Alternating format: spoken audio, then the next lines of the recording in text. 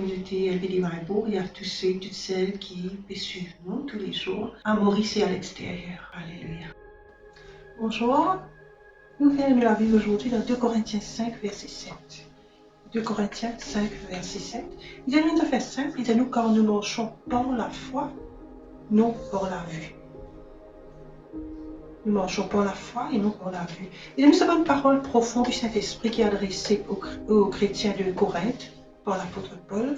Je donne un aperçu clair, un aperçu précis de ce qui était la vie chrétienne.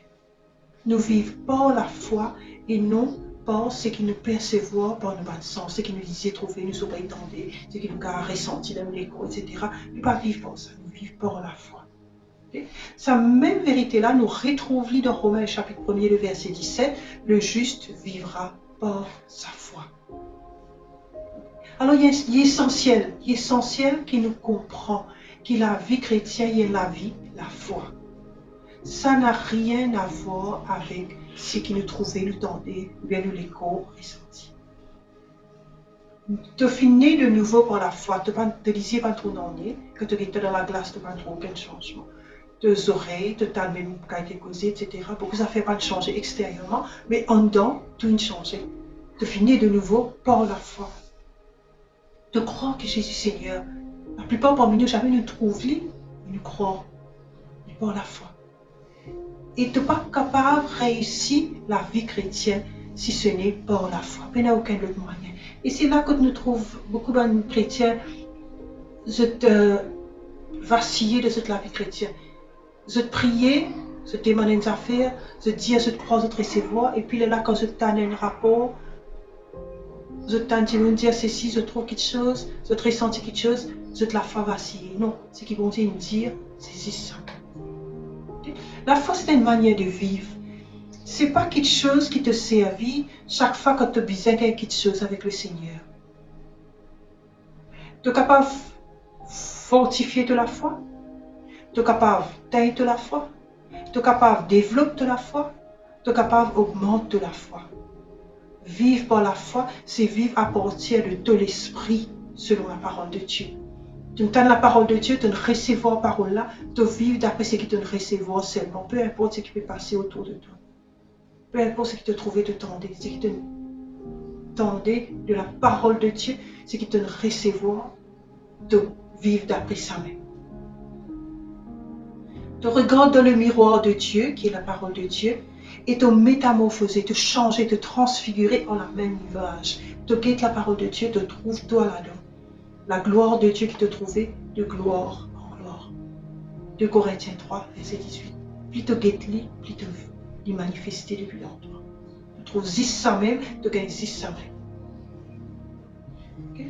À mesure que tu pratiques ça, je suis bien entendu, là, beaucoup parmi nous, étant né de nouveau, nous sommes programmés pour vivre d'après nos 5 sens. Et étant tu pratique vivre par la foi, la force de la vie dans le royaume, c'est pour révéler et c'est pour relâcher les pieds dans toi, dans tous les mondes. Parce qu'il est déjà dans toi ça.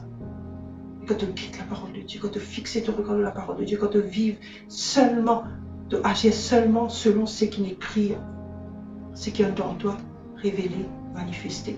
Et il y a une façon qui tu m'en en déo trouver. Ok? Alors, ça va la force de te perdre dans toi. Je t'attire vers toi, ben timon, ben ressources, ben circonstances et ben matériaux qui en lient avec ta nouvelle nature en Jésus-Christ. Quand tu déclares que tu es dans la domination sur le monde, tu es dans la domination sur le diable, tu es dans la domination sur une circonstance, sa réalité-là établie au fur et à mesure que tu annonces. Alléluia. Alors, quand tu commences à faire lire, n'as pas découragé. Continuez de vous trouver manifesté. Hébreux chapitre 11, verset 6, il dit à nous, sans la foi, il est impossible d'être agréable à Dieu. Ça veut dire qu'il n'est pas capable de vivre pour lui. Tu n'es pas capable de lui être agréable.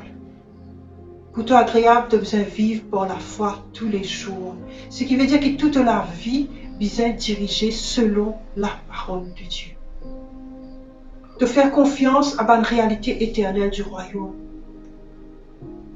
et non à une circonstance terrestre qui peut changer. Une circonstance de la vie qui peut changer, y arriver et puis y aller. 2 Corinthiens 4, verset 18. Et de fixer ton regard sur ce qui est éternel, et ce qui est éternel, c'est ce qui vont Dieu dire pour toi. Gloire à Dieu. Alléluia. Alors dire ensemble avec moi, moi l'action, moi réaction, moi pensée, moi parole, et moi réponse à une situation et à une circonstance. Je te conforme à la volonté du Père qui est exprimée par la parole et non pas à ce qui me trouvait, à ce qui me tendait ou à ce qui me l'écho ressenti. Me la vie, l'y contrôler par une réalité éternelle du royaume de Dieu et par une bénédiction qu'il a dans. Se relâcher dans le monde, me vivre dans la victoire tous les jours au nom de Jésus. Amen. Alléluia. L'étudier plus, Hébreux 11, verset 1 à 13, et me dit, et nous la foi est une ferme assurance des choses qu'on espère, une démonstration de celles qu'on ne voit pas. Il donne l'idée, comment dire, qui prend racine de ce qu'ils vont dire. Peu importe, ils vont souffler, pas souffler, de là que tu prends racine. Et de la vie, il prend racine dans la parole de Dieu. Parce qu'ils ont une possède-lit, dans l'Ancien Testament, fin recevoir un témoignage favorable de la part de Dieu. C'est par la foi qu'il nous reconnaît, qu'il est divers, fin formé par la parole de Dieu, parce qu'il est parti là quand ça se passe. Mais nous trouvons dans la parole de Dieu qui s'est fait comme ça, et nous croyons. En sorte que ce qui nous trouvait n'a pas fini d'être fait des petites choses visibles. C'est par la foi qu'Abel et nos frères à Dieu un sacrifice plus excellent que celui de Caïn. C'est par la foi que bon Dieu finit déclare Abel juste, parce que bon Dieu t'approuve sur l'offrande. Et c'est par la foi qu'il y causait encore, même s'il mourut. Là, nous trouvons la différence entre le sacrifice d'Abel et le sacrifice de Caïn. Il y a beaucoup causé là, mais la vie nous clairement. Un qui offert sur l'offrande par la foi, et un qui offert sur l'offrande, vous ne connaissez avec qui l'intention. C'est par la foi qu'Enoch finit enlevé, pour qu'il ne pas trouve la mort. Et il n'arrête trouve lui parce que bon Dieu finit enlève lui. Parce qu'avant son enlèvement, il recevoir le témoignage qu'il était agréable à Dieu. Comment il était agréable à Dieu? Vous trouvez un petit plus devant, il mange pour la foi. Or, sans la foi, il est impossible d'être agréable à Dieu. Parce qu'il faut que celui qui s'approche de Dieu croit qu'il bon Dieu exister et qu'il bon Dieu récompense van qui relie. C'est par la foi qu'il Noé, averti par Dieu des choses qu'il n'y pas encore trouvées, et saisi d'une crainte respectueuse, il y construire un arche pour sauver sa famille. C'est par la foi qu'il y condamne le monde et qu'il est héritier de la justice qui gagne par la foi. Il donne le message que le déluge peut arriver. Il donne le message, il bâtit l'arche. Les autres, ils donnent sa prédication, ils n'ont pas fini de croire.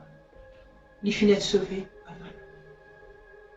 C'est par la foi qu'Abraham, il obéit, comme on dit, il appelle, il obéit, et il a donné l'endroit qu'il dit pour recevoir en héritage, et qu'il a allé sans connaître quand il peut aller. Il est qu'il allait baser là ce qui bon Dieu vient dire.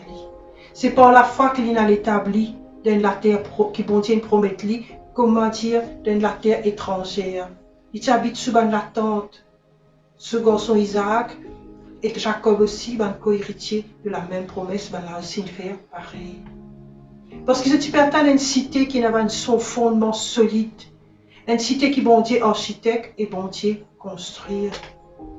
C'est par la foi que Sarah lui-même, malgré son âge avancé, il finit d'être rendu capable d'avoir une postérité, il est rendu capable de faire des enfants. Parce qu'il croit à la fidélité de celui qui fait la promesse. C'est pourquoi le seul homme, Abraham, déjà usé de corps, naquit une postérité nombreuse comme les étoiles du ciel, comme le sable qui est sur le bord de la mer et qu'on ne peut compter. Comme on dit, il y a des sable, des étoiles, il y a des sable, il y a des étoiles, il y a une croix. Il est en une croix, il y a une gagne, c'est qu'il croit. C'est par la foi qu'ils ont tout fait mort, sans qu'ils ne gagnent pas une chose promise, mais ils trouvent lit avec cet esprit, ils ont salué lit de loin, ils reconnaissent qu'ils sont étrangers et voyageurs sur la terre. Mais qui cause comme ça montrer qu'ils ont période une patrie. Si je tiens en vue, patrie que tu sorti, je peux les temps, je peux l'occasion, retourne là-bas. Mais à ce temps-là, cette période qui est meilleure, c'est-à-dire une qui vient du ciel. À cause ça même, bon Dieu, parenté, pour dire qu'il est bon Dieu. Parce qu'il fait une prépare pour une cité. 2 Corinthiens, le chapitre 4, le verset 16 à 18. Il dit à nous, à cause ça même, nous ne pas perdre du courage.